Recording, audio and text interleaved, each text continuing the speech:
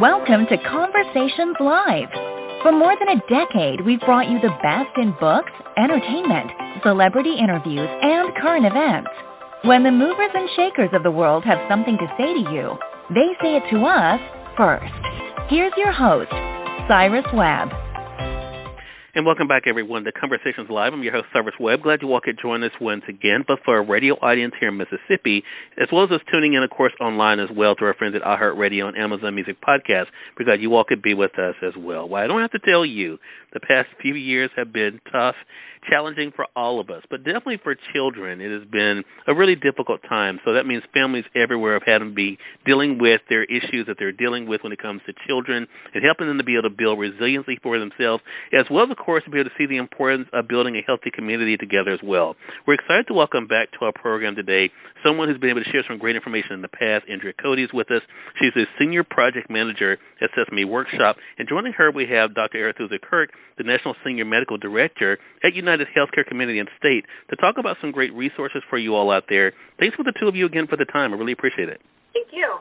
Thank you. Dr. Kirk, I want to begin with you. What are some of the challenges that children and families have been facing in the past few years? Well, thank you, Cyrus, for that question. You know, we're now 2 years into this pandemic, and children have been dealing with the challenges that all of us have been dealing with, many changing environments and structures.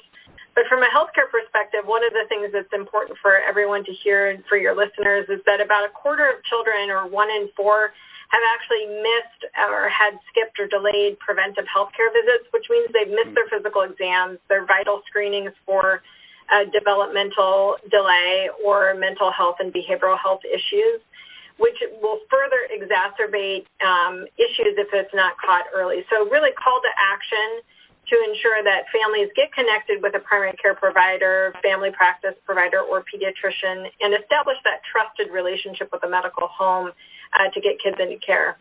The second is that we've been in a mental health crisis in our country for some time, and the COVID-19 pandemic has really unroofed and unmasked that. And children are not spared.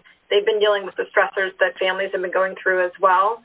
And then finally, as you mentioned, children have been dealing with the changes in family structure and, unfortunately, a significant mortality. So more than 140,000 children have actually lost a parent or grandparent due to COVID-19, and they're now dealing with, having to adjust to a new reality.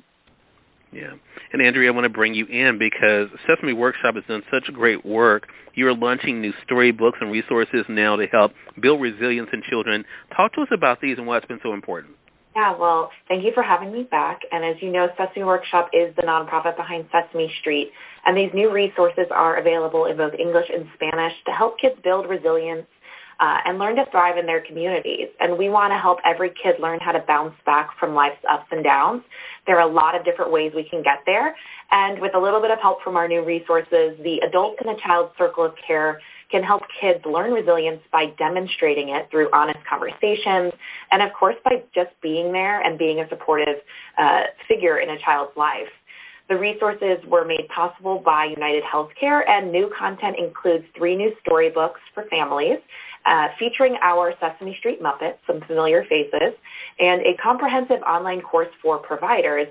And these resources are all designed to help adults teach kids how to build confidence, encourage them to practice persistence, and learn how to deal with change, which are all some key ingredients in building resilience. Yeah, such a great point. Dr. Kirk, to that point, why is it important to help children build resilience and to thrive in their community, especially because of what we've been dealing with the past few years? Absolutely. Well, first I would like to sort of counterpoint that thriving communities only are made up of thriving adults and children. So children will thrive when the adults in their communities actually are able to thrive as well. So this is a systemic issue that needs to be addressed.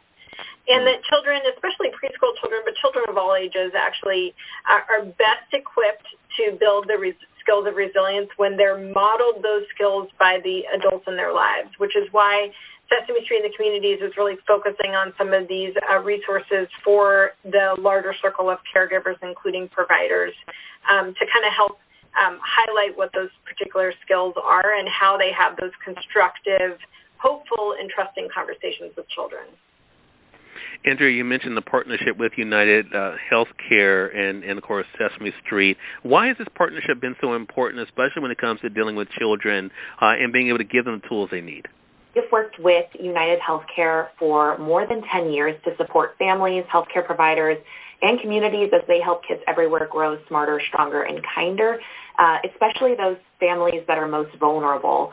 And together we've addressed a variety of topics, including food insecurity, physical activity, developmental milestones, and healthy habits through materials for parents, caregivers, and providers.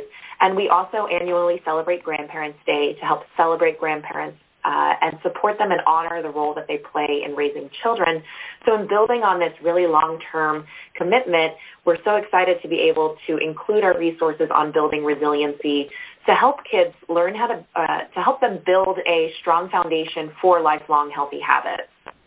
Yeah, and that's why we're so glad to have the two of you here. Again, everyone, Andrea Cody of Sesame Workshop and Dr. Arethusa Kirk of UnitedHealthcare talking with us about how they're helping people to benefit our children through these resources. Andrea, where can our audience go to be able to download the storybooks? The resources are available in English and in Spanish, and they are free for all parents and providers to access at sesamestreetincommunities.org/resilience. All right, and we'll make sure that we link that up for our audience. Thanks to the two of you again for the great work you're doing and for returning to the program. Looking forward to speaking with you again. Thank you. Thank you, and we thank you, our audience, for tuning in to another great segment of Conversations Live, part of our News You Can Use segment here at WYAD 94.1 FM and WYADonline.com. Until next time, I'm your host, Cyrus Webb, saying, as always, enjoy your day, enjoy your life, enjoy your world. Thank you all for choosing Conversations Live, and let's go make today amazing. Take care.